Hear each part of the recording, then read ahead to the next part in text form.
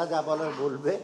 আমরা যেটা করেছি অধ্যাদেশটা ভালো করে অধ্যাদেশটা পড়ে দেখেন ভালো করে। তাদের স্বার্থ সম্পূর্ণভাবে সংরক্ষিত আছে। পলিসি একটা ডিভিশন হবে, এটা অত্যন্ত ছোট একটা ডিভিশন। অর্থাৎ এনবিআরের এই আপনার করার চিন্তা করার দুশ্চিন্তা করার কোনো কারণ নেই। এনবিআরটা যেভাবে আছে তাদের টার্মস অফ রেফারেন্স হিসেবে এটা ইন্টারন্যাশনাল প্র্যাকটিস। পলিসি ডিভিশন আর ইমপ্লিমেন্টেশন ডিভিশন এক থাকে না, সব দেশেই আলাদা থাকে। কারণ পলিসি ডিভিশনটা একটু প্রফেশনাল লোক দিয়ে কাজ করতে হয় এবং অর্থনীতি, পরিসংখ্যান, দেশের জিডিপি এইগুলোর সম্বন্ধে ধারণা থাকতে হয়। আর এনবিআর করবে একটা ইমপ্লিমেন্ট। এখন এনবিআর যদি পলিসিও করে, মানে যাদের খালি কাজ হলো কালেক্ট করা, এটা একটা কনফ্লিক্ট ইন্টারেস্টও থাকে। আমি পলিসি করলাম, আমি আবার লোকজনদের আদায় করলাম। অর্থাৎ আমরা পড়ে দেখেন অধ্যাদেশটা আস্তে আস্তে বেড়েছে গেজেটে।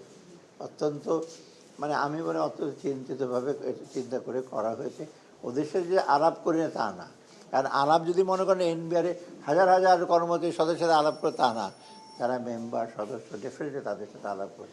ওদিকে আবার প্রশাসনের লোকের কিছু মন্তব্য আছে, তাদের সাথে আলাপ করা হয় না। রাজস্ব আদায় কোনো প্রভাব না। রাজস্ব আমরা এই পর্যন্ত যেটা অলরেডি কিন্তু রাজস্ব আদায় গতবারের তুলনায় 2% কিন্তু বেশি হয়েছে। খুব হতাশাব্যঞ্জক না। আমি আরও এক্সপেক্ট করছি অ্যাটলিস্ট গতবারের চেয়ে কম তো হবে না, যে বলে 2% গ্রোথ। আর মোটামুটি আমরা বাজেটটাকে তো আমরা একটু বাস্তবায়ন করব, একটু বিরাট একটা গ্যাপ নিয়ে আর করবো না। প্রকল্প এডিপিটা আমরা একটু বাস্তবায়ন করব। আমরা অত্যন্ত বাস্তব প্রজেক্টে বড় বড় মেগা প্রজেক্টে ধার করে ডেফিসিট দিয়ে এগুলি করব না।